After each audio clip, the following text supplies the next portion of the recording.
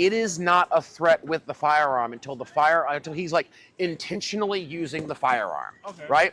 So me having a gun on my hip and approaching you is not a threat with a firearm, right? You being able to see the gun on my hip is not a threat with a firearm. I want to be waiting for you to use it because you have a weapon on you. I don't know what you're capable of doing. Well, okay, but once again, right? Self-defense, right, is defense, not offense, right? You acting in offense because you're scared of somebody else's actions, you can do that. But understand that if you do that, you're probably going to be the one that gets in trouble for it. If you pulled out a gun and shot somebody, or even you pulled out the gun and put your hand on the gun, right? If that guy doesn't have his hand on his gun, he's not talking about his gun, he's not threatening you with his gun, he's not being menacing with the gun, you just feel uncomfortable because he has it, right? That's your problem for feeling uncomfortable. He's not doing something wrong, right?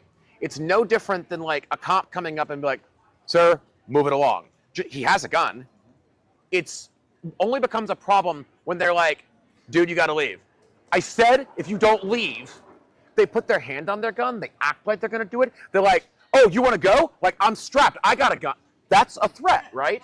But just like, sorry, bud, you gotta go. Having the gun on him does not mean he's going to use the gun on you. He's not threatening you with the gun. I got a question here. The ability to do something is not the same thing as doing the thing, right? It is true. What you're saying is a straight point. I respect that. I agree with that. But as an individual, how I see it is just how I'm putting it. Yeah, I'm just saying, like, yeah, saying, right? I see your perspective, but you have to understand that if you act on your perspective, legally, you're going to be the one that gets in trouble. I'm not going to act on that. I'm just trying to be prepared because I'll be coming across things. This is Georgia. But circumstances where you have a weapon on you and you're trying to bully me and be like, like, you know, trying to push me or stuff like that. And I don't know, it might turn to a fight and I feel like you have something on you. I feel like if I have one, I need to be ready too because you don't know. That's how I see it. Yeah, you don't know, but just be prepared that if you make the offensive move, you're the one that goes to jail.